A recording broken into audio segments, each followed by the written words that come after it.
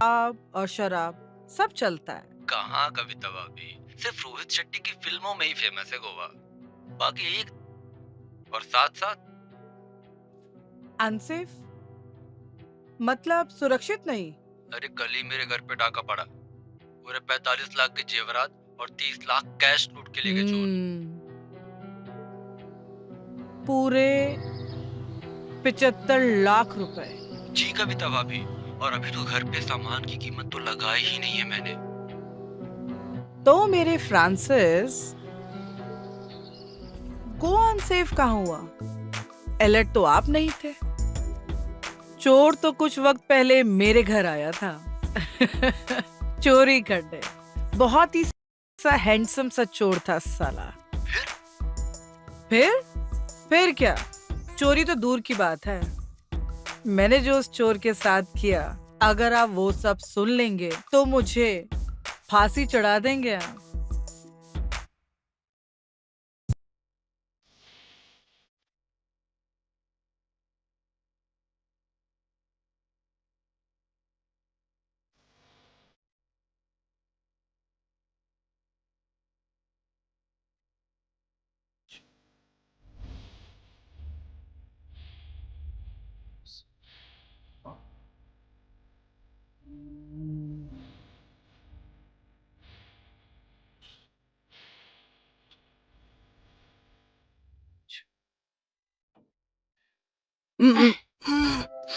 दरअसल फ्रांसिस, मेरी सास नैनीताल गई हुई थी।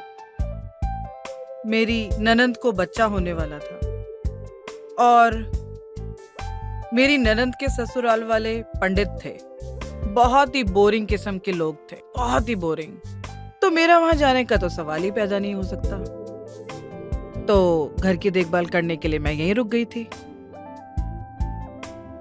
और उसी वक्त ये चोर मेरे घर में चोरी करने के लिए दाखिल हुआ और मैंने इसे किडनैप कर लिया कविता भाभी, आपने उस चोर को कितने दिनों तक वहाँ पे किडनैप करके रखा? पूरे 3 दिनों तक।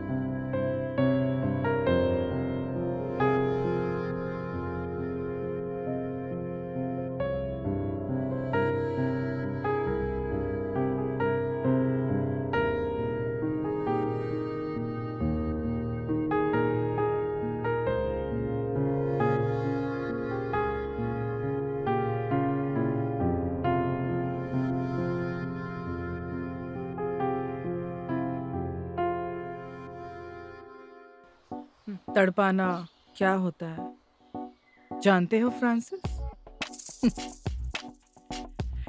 किसी को छूकर, गुदगुदाकर छोड़ देना।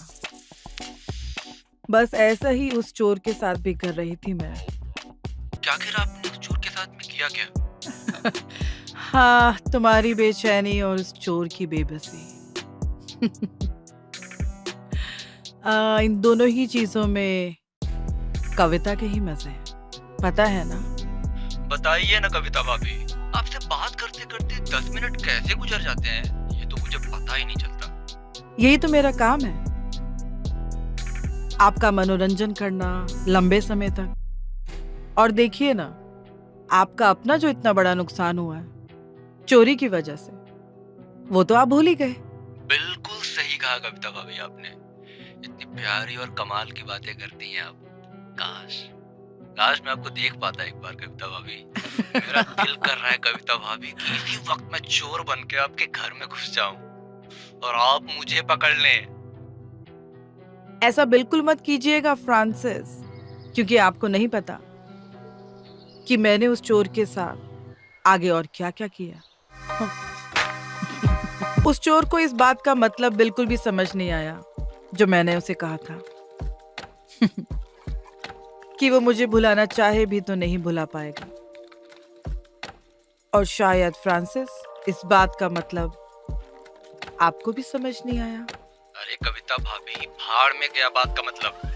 आपकी आजादी पर तो बहुत जल्दी दी एंड का बोर्ड लगने वाला था। आपकी सासू माँ जो आ रही थी। हाँ बिल्कुल। और उस बुढ़िया के आने से पहले पहले मुझे उस चोर को घर से बाहर भेजना था और इस घर को कुछ इस तरह से बना देना था कि जैसे इस घर में कुछ हुआ ही ना हो। आज खुश तो बहुत होगे तुम। तुम्हें यहाँ से आजादी जो मिल रही है। सच कहूं मैम, आपकी आदत सी हो गई है।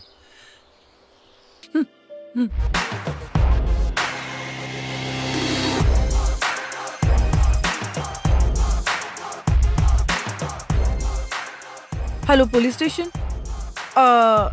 देखिए, मैं गीता विहार कॉलोनी से बात कर रही हूँ। 13 नंबर बिल्डिंग में शायद कोई चोर घुसा है। जी हाँ, देखिए हवाएं भी चल रही है और शायद तूफान भी आने वाला है। वो तीसरे नंबर फ्लोर पर है। अगर हो सके तो प्लीज जल्दी आ जाइए। Thank you. आप समझे फ्रांसिस, मेरा ये मतलब था उस चोर को कहने का कि अगर वो मुझे भूलना भी चाहे तो भूल नहीं पाएगा।